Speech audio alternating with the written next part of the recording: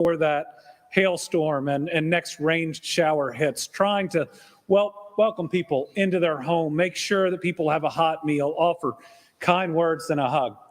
We see our utility workers out there in droves working really hard to get power up. I hear most people will have power back by 10 tonight. That's pretty incredible given the damage that we saw with this tornado absolutely touching down in Prospect in both the first neighborhood and then through Hunting Creek.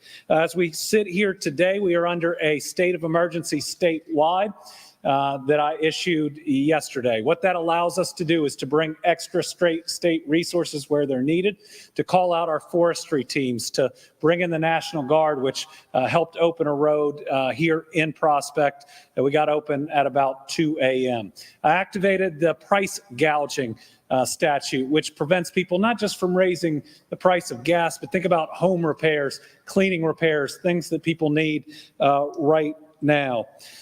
Yesterday, I was at my son's baseball tournament on his spring break. Knew this was coming and was up at 5 a.m. that time, tracking the storms, talking to emergency management, and then calling local officials as their cities got hit. And I promised them that I would be here today because we would take every step that was needed. What we think right now is that we have about 5 confirmed tornadoes. I believe that we will have more before that's done. I believe we'll have somewhere in between 7 and 10. And what's incredible, given that many tornadoes and this much damage and really straight line wind damage in places that may not have a tornado, is that we had only one fatality. That individual is a young man who was driving in northern Kentucky when the first round of intense rain came through. That death is tragic, but to have this level of damage and this many storms, the level of instability we had yesterday, and have no other major injuries is incredible. In the first subdivision, I got to talk to a woman who was in her basement who showed us her backyard. And the fact that she and everyone else are still here today after that much damage was done is pretty incredible. The one loss that we had today is in Campbell County. Again, that happened earlier yesterday. So today I'm here with the mayor and others, first here in Prospect, then headed to Jessamine and Fayette counties. The lieutenant governor is in Ashland, Boyd County, will likely be in a couple of other places today because these storms and these tornadoes hit all parts of Kentucky. It was a true destructive weather system that has caused significant damage across the Commonwealth. Because of that, it's going to take some work and some time before we can tell what we qualify for on the FEMA side. Remember, those are 2 major categories. Those are public assistance, that's damage to state facilities, roads, county, and other publicly owned assets. And then it's what's called individual assistance. Both of them require certain thresholds of damage to get to, and that's why it's so important that everyone, even if you're just filing an insurance claim, take pictures of the damage you have and call in to report it to your county emergency management officials. You may think that you won't need FEMA help, but you reporting your damage in might help us get to the threshold for other people that will need FEMA's help.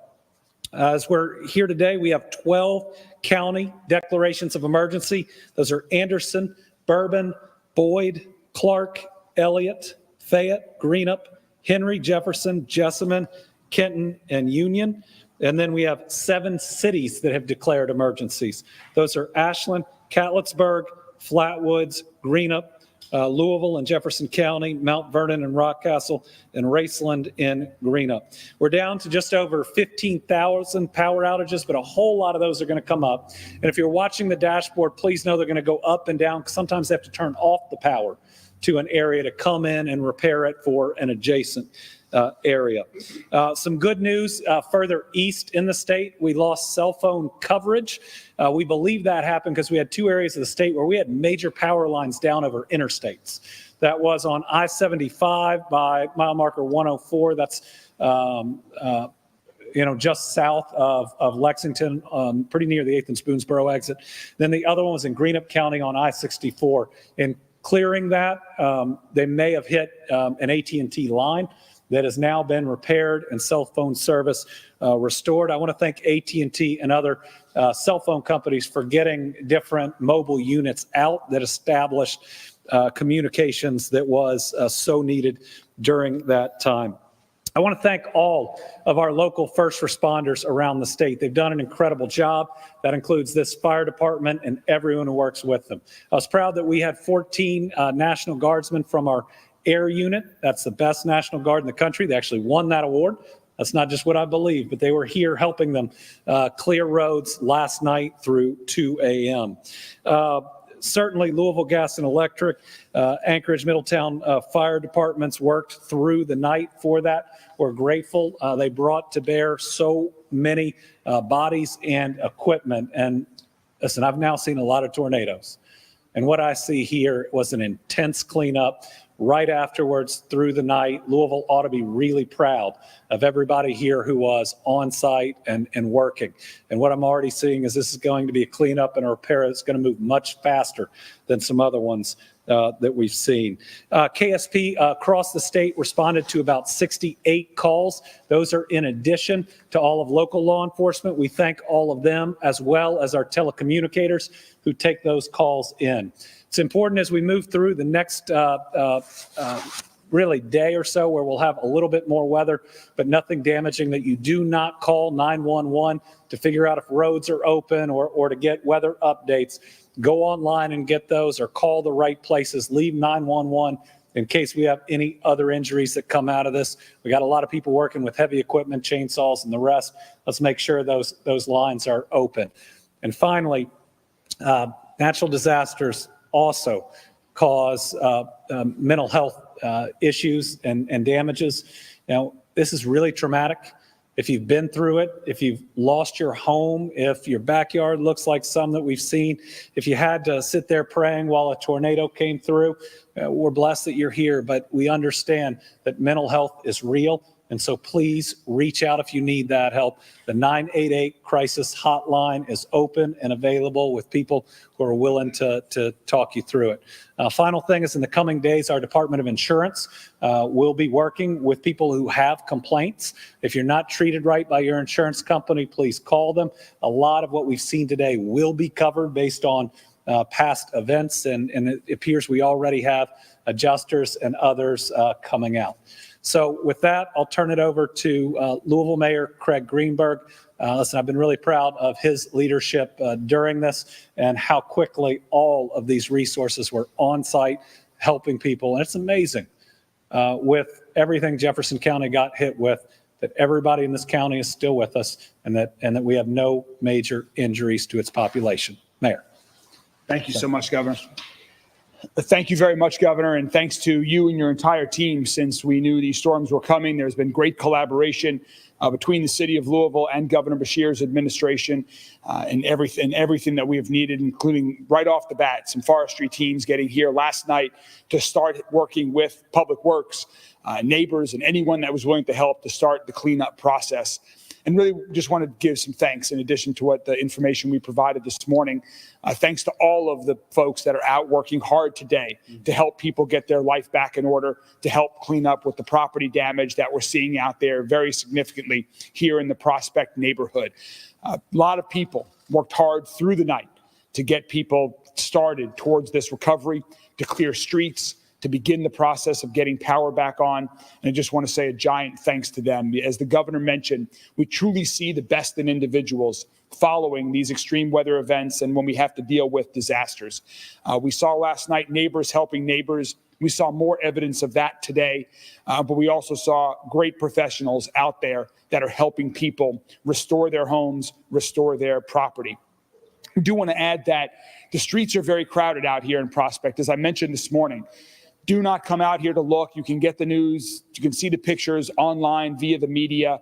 We have law enforcement out, but the streets are crowded with people who are helping restore property and get the streets back open, to get streets out of the road and help people with their individual property. So there's no reason to come out here if you don't need to. And I want to give a special thanks to the Prospect Police Department for their being out in the presence today. We saw them all throughout the Prospect neighborhood. And finally, also what the governor said, just a thanks. This is a great example of collaboration. There are so many different organizations involved in this, from the city government to the state, LG&E, to Anchorage Middletown Fire Department, National Weather Service, and so many others working together in partnership to help prevent give words so that people can stay safe, and then following these events to respond. And so I do want to just really thank every public agency that's been involved with that, and thank the hardworking men and women at LG&E for restoring power as quickly as they have. We've seen improvement just throughout the day already, and I know that will continue. One of those great partners throughout this whole effort has been the Anchorage and Middletown Fire Department. And so next, I'm going to turn it over to their chief, Chief Grudy, who he and his team have done an amazing job working with us. Have done a fantastic job of literally going door by door, identifying every property that was in the path of the storm and marking it for what level of damage it has secured so that we can continue to track and provide the resources that these residents need. So let me turn it over to Chief Grudy. Thank you so much, Chief. Thank you, Mayor. Very quickly, I'd just like to thank Governor Beshear and his staff, Mayor Greenberg and his staff, and Representative Fleming for actually coming out and visiting with us. That is actually very important to us, and we actually truly appreciate it. And once again, I'd like to thank our staff for working so hard. They were up most of the night last night, and then we have shift changes. And obviously, we are still not yet done today. We are still doing our damage assessments. We are actually considerably farther along than where we were last night, but there's still much work to do. And like I said, I'm going to thank all of you for, for being here and supporting us. And then we have also all kinds of support. We have various partners, LG&E, the police departments. We have various people coming in, SAW teams that have just come in here to help us. So obviously, we appreciate all their help as well. I mean, we have wanted for nothing during this episode. So once again, thank you for being here. And like I said, our work is not yet done. So thank you. Representative Fleming? Yep. Thank you. I just want to just give you an example.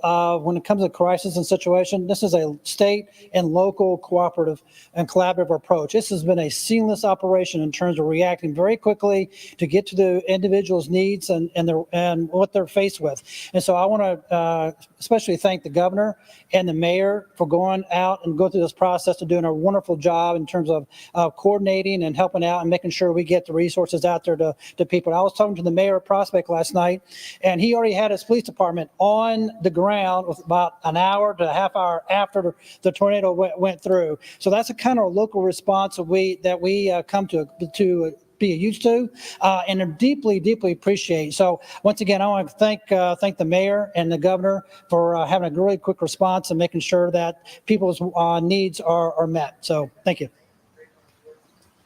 And our last thanks for opening it up for questions is actually to you all, the news media, especially all our meteorologists who worked really hard over the past 48 hours, not only saw the system coming in, talked about the two different parts of the system and what would create the instability that we ended up seeing. That type of information and constantly getting it out there, along with people being more weather aware than they've been in a while, undoubtedly saved lives. So to all those in the newsroom on the weather and out here helping to make sure people see how destructive this can be, thank you all, and let's continue to make sure people understand how dangerous these situations can be. No one should get numb because of how many that we've seen. Each and every time we can give people that type of information, it means they're still here with us. So with that, we'll open it up to questions. So after hearing the seriousness of the forecast and knowing that we populate this area is taken directly, how relieved are you that we're only talking about property loss here? Oh, I'm extremely relieved that we're only talking about property loss. When you have a tornado come through something as densely populated as Prospect and you don't even have any significant injuries, that's a blessing. Now, I get that it's hard if your house has been destroyed to call it a blessing, but the worst hit house we saw today with no roof, I got to talk to the owner and his family on the way out, and he was smiling. And I said, "Are you okay?" And he said, "Yeah, we're all here and we're all alive. We can fix the house." He said, "My house got hit by a tornado and all of my family is alive." That's pretty special. That's how we count our blessings and we remember that God's good even when it's tough. Mayor, this morning you mentioned that it was for scammers possibly. Yeah. I'm just wondering if anyone had heard of that happening at all yet today. The good news is so far we have no reports of any of that happening. I do hope that people continue to heed the warnings, and if you feel like you're being pressured into making a quick decision, if they don't let you get other estimates, if they're asking for cash up front, please take a step back, call a friend, call another professional, get a second estimate, go through your insurance company. As the governor was talking about, the first call people with property damage should be making is to their insurance company, assuming that nobody is hurt, and ask them for guidance on the next steps so that you can get the restoration of your property covered by insurance. And as the governor mentioned, if you don't feel like your insurance company is being responsive, please contact the state's Department of Insurance and they will help you. But we're pleased. So far, we have no information that that's out there. And from what we could tell today, it'd been folks that have been appropriately hired that are hard at work already restoring people's property. And Governor, I mean, today is significant the 50th anniversary Yeah. of the 74 tornado outbreak and seeing this damage. How does that kind of make you feel knowing what happened 50 years ago? Well, it gives us perspective. You know, it's tough having another tornado on the anniversary of that 74, but having been here when a tornado hit my dad's hometown and we lost even more people in 2021 than we did in 74, we can be really thankful that today we've only had that one tragic loss total from what were really two different weather systems and this many tornadoes across the state. Again, being weather aware and everybody working together on that is so important, and that's what I credit to us being here today, talking about time for rebuilding, but only having that one funeral. We have time for one more question. Is there any running count so far of the number of buildings that have suffered damage here in Jefferson County? Well, I'll turn it over for Jefferson County because they're doing a really good job in how they map that. But that's going to be our challenge statewide with so many different places hit, with this all being one major weather system in terms of FEMA. It's going to take us a while to get that full calculation. And then you've really got to get how much was each structure damaged. But what we saw in the very beginning is the tool that we have rolled out from emergency management in Frankfurt that they certainly grabbed a hold of in Jefferson County and use, as well as anyone that they've now been able to go to every single house and say not damaged, slightly damaged, significantly damaged, or what I would call totaled. They have a different term for that.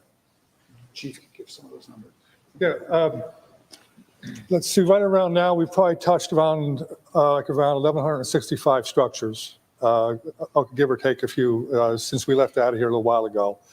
And actually part of that touching, like the governor just mentioned, is that it actually gives us a damage assessment, you know, from no damage all the way up to total destruction. And basically on a scale of 1 to 5, that's how the thing would work.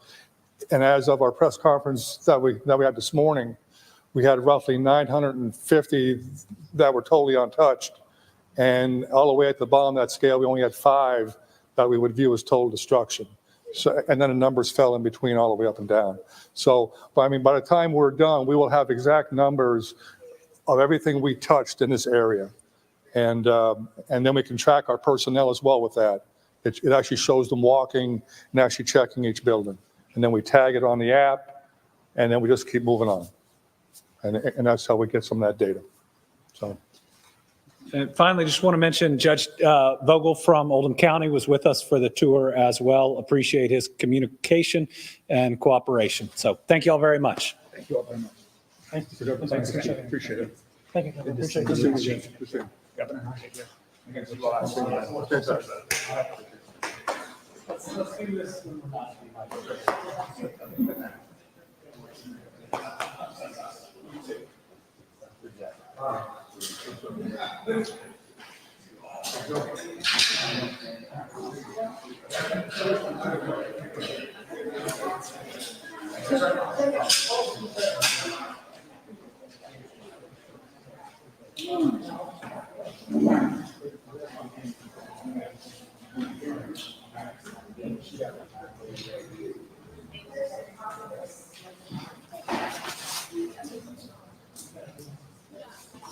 Thank you. I gotta run. You get to take the base off first. Is it hard? That should go through once you get the cord up. Okay, thanks, guys. Uh-huh.